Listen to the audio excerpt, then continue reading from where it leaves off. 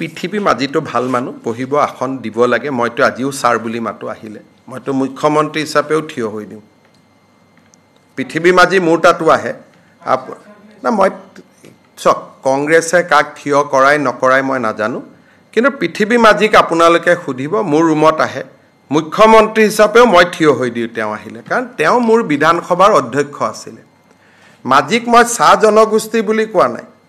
পৃথিৱী মাজিয়ে অসম বিধানসভাৰ অধ্যক্ষৰ আসনখন শুৱনি কৰিছিল তেখেতক আপোনালোকে খুদিব মোৰ অফিচত যেতিয়া আহিছে মই থিয় হৈ দিওঁ আৰু আজিও ছাৰ বুলিয়ে মাতো গতিকে আমাৰতো ইমান আমিতো সৰু মানুহৰ পৰিয়ালত সদায় আমি সন্মান কি তাক সৰুতে শিকোৱা যায় এলপি স্কুলৰ মাষ্টৰজনক আজিও দেখিলে আপোনালোকে নমস্কাৰ নকৰে জানো গতিকে আপোনাৰ যেটো স্বভাৱ হেতু মুৰে স্বভাৱ আমাৰ স্বভাৱৰ মাজতটো কোনো পাৰ্থক্য নাই আজিও যদি এলপি স্কুলৰ মাষ্টৰজনক সন্মুখত আমি দেখো ছাৰ বুলি থিয় হৈ মূৰটো তল কৰি দিয়াটোতো এটা আমি সৰুতে শিকিছিলো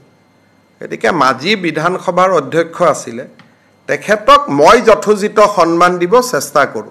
কিন্তু আন কোনোবাই দিয়ে নিদিয়ে মই সমালোচনা কৰো এটো তেওঁলোকৰ হয়তো কিবা প্ৰটোকলো হ'ব পাৰে